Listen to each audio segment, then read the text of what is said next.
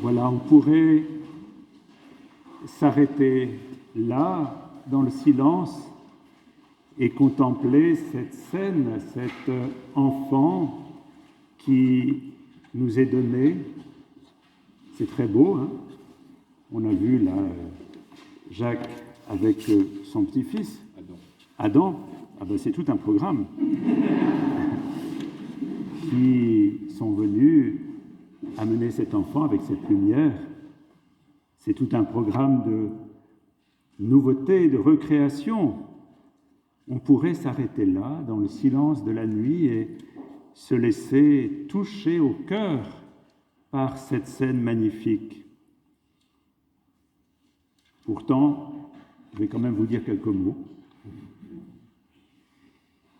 C'est quelque chose d'extraordinaire, ce Dieu qui vient tel un tout petit, sans aucune puissance, qui se remet pour les choses les plus élémentaires à des soins, pour pouvoir être nourri, pour pouvoir être lavé, pour pouvoir être choyé comme un petit qui a besoin d'amour.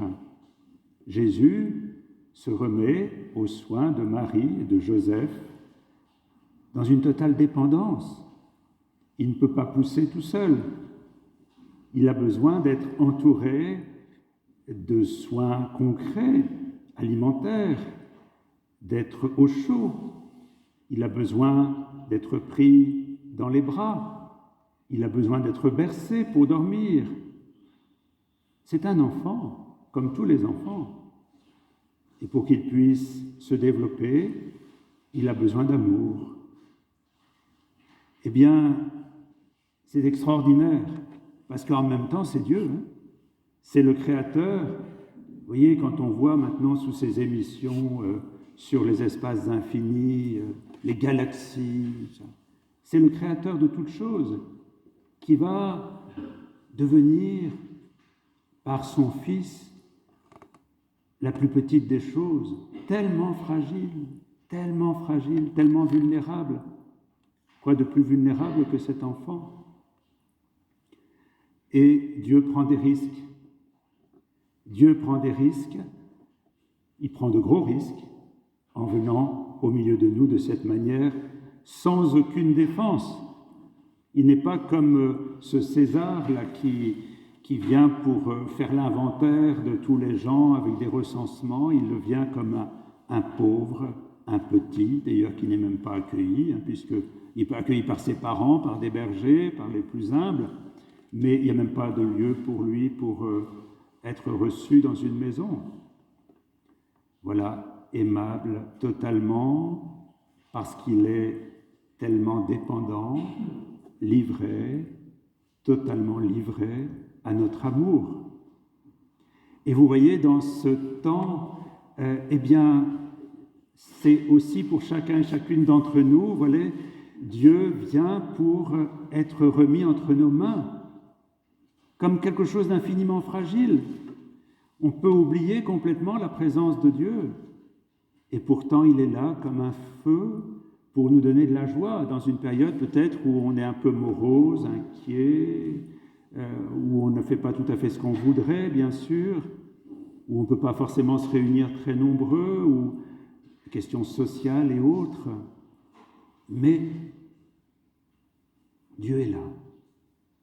Ce matin, j'étais avec une personne que je connais, une amie qui était venue me rendre visite, qui a de gros soucis familiaux et qui me dit c'est extraordinaire en ce moment, dès que j'ai le souci qui revient, une inquiétude, quelque chose qui me pèse, je sens la présence de Dieu et ça m'apaise. Une présence perceptible dans mon cœur. Et je peux me tourner vers cette présence et tout d'un coup je trouve la paix alors que j'étais agité, angoissé. Et elle me disait, pourtant elle est bien éprouvée, qu'à chaque fois que la difficulté revient, en même temps la présence est là. Il y a un feu qui sommeille au plus profond de nous-mêmes. Essayons de le retrouver, essayons de le chercher. Il est là, il est là. Et peut-être qu'on peut se le révéler les uns aux autres. Nous ne sommes pas seuls. Christ dira à un moment, « Je suis avec vous tous les jours jusqu'à la fin des temps. » Donc il est là, ici et maintenant. Il est ce visiteur qui apporte dans nos cœurs, quelquefois enténébrés, quelquefois angoissés, la lumière et la paix. Marie était une jeune juive. J'aime beaucoup une autre jeune juive dont je parle assez souvent, qui est morte en 1943, une jeune juive qui est morte dans un camp, et qui s'appelait Etty Hillesum. Je ne sais pas si c'est un nom qui dit quelque chose à l'un ou à l'autre.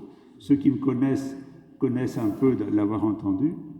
Etty Hillesum a écrit un jour une prière que je trouve extraordinaire. Elle était, vous savez, comme beaucoup de juifs, elle était de Hollande, et donc menacée dans leur vie, dans leur chair, dans leur être, dans leur famille. Et Etty Hillesum écrit un jour une prière où elle dit à Dieu ce que je vais vous lire maintenant. Elle dit ceci, en 42. « Je me garderai de suspendre au jour présent les angoisses que m'inspire l'avenir. » On peut comprendre qu'elle était angoissée dans la situation juive, en 42, menacée d'être emmenée en camp, ce qui va se passer. Et elle dit ceci, écoutez bien. « Je vais t'aider, mon Dieu, à ne pas t'éteindre en moi. » Elle dit plus loin, « Je sais que toi, tu ne peux rien changer à ce que je vis maintenant, tu ne peux pas m'aider. La seule chose qui compte, c'est que je vais protéger en toi, en moi, ta présence. C'est à nous de t'aider, mon Dieu, et de défendre jusqu'au bout la demeure qui t'abrite en nous. » Elle dit plus loin, « Tu connaîtras sans doute aussi des moments de disette en moi, des moments où elle est plus sèche, mon Dieu, où ma confiance ne te nourrira plus aussi richement. Mais crois-moi, je ne te chasserai pas de mon enclos. » Et c'est extraordinaire. Elle dit à Dieu, « Je vais t'aider, te protéger. » Alors on a l'impression que c'est Dieu qui doit nous protéger. Elle dit, « C'est moi, Dieu, qui vais te protéger. » Eh bien, c'est tout à fait le mystère de Noël. Dieu se remet entre nos mains pour que nous le protégions en nous, en n'oubliant jamais sa présence, en n'évacuant pas ce qu'il nous donne à chaque instant, en nous concentrant sur le fait qu'il est là et qu'il nous aime à chacun de nos souffles. Vous voyez, c'est ça. La foi, ce n'est pas quelque chose de lointain. La foi, c'est quelque chose de proche, de sensible, de perceptible, qui vient parler à notre cœur. Sinon, ça n'a pas de sens. Si Dieu ne se fait pas petit enfant, si Dieu ne se fait pas fragile pour être hébergé par nous, mais qu'est-ce qu'on peut attendre? Dieu a besoin de nous pour que nous protégions son feu en nous qui va donner sens à notre vie. Alors on peut se dire, voilà, ça s'est passé il y a 2000 ans, qu'est-ce que ça change? Le monde est toujours pareil, il y a des guerres, il y a des difficultés, il y a des Covid, il y a des... Bon, qu'est-ce que ça change? Ce n'est pas la bonne question. La question, c'est qu'est-ce que ce soir, la présence de ce Dieu fragile, qui m'aime infiniment, va changer dans ma vie? Qu'est-ce que ce soir, j'accepte de remettre entre les mains de ce Dieu qui vient à ma rencontre? C'est votre vie qui compte, c'est ma vie qui compte. Et Dieu vient habiter la vie de chacun et chacune d'entre nous pour l'éclairer de l'intérieur. Cette lumière, ce n'est pas une lumière, vous savez, comme les spots qui viennent nous éblouir. C'est une lumière d'une infinie délicatesse qui vient avec respect dans ma vie telle qu'elle est, avec ses blessures, avec ses angoisses, avec ses questions, avec ses désirs, avec ses attentes, avec son goût du bonheur, pour venir ouvrir un avenir. Un avenir.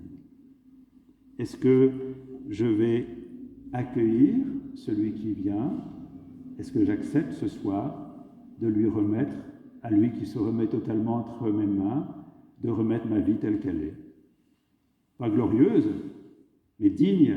Nous sommes chacun et chacune d'entre nous objets d'un regard d'amour de Dieu, de respect de Dieu, qui nous aime, qui désire pour nous le meilleur à chaque étape de notre vie, que nous soyons vieux, jeunes, que nous soyons en pleine force ou fragiles. Le Seigneur a envie de s'incarner dans nos vies pour lui donner toute son amplitude. J'aime beaucoup, dans le Nouveau Testament, on parle du Christ comme du maître du bonheur qui vient. Est-ce qu'il n'y a pas plus beau titre que ça? Le Christ, c'est le maître du bonheur qui vient. Est-ce que j'ai envie de ce bonheur qui vient pour moi ce soir? Eh bien, en regardant cette crèche, laissons-nous faire, laissons-nous entraîner vers cet horizon sans limite que le Seigneur nous propose, qui est un horizon de bonheur, et croyons qu'il y a une puissance dans cet amour de Dieu, qui est capable de renverser en nous bien peut-être des montagnes de peur, des montagnes d'inquiétude, des montagnes de défaitisme, pour y mettre à la place cet élan qui va faire qu'on va devenir des constructeurs de nos vies, des constructeurs de ce monde. La venue du Christ ce soir est un événement essentiel pour chacun et chacune d'entre nous. Est-ce que nous sommes prêts à parier là-dessus, à donner notre confiance à celui qui vient? Alors je vous assure qu'ensemble, quelque chose peut se transformer.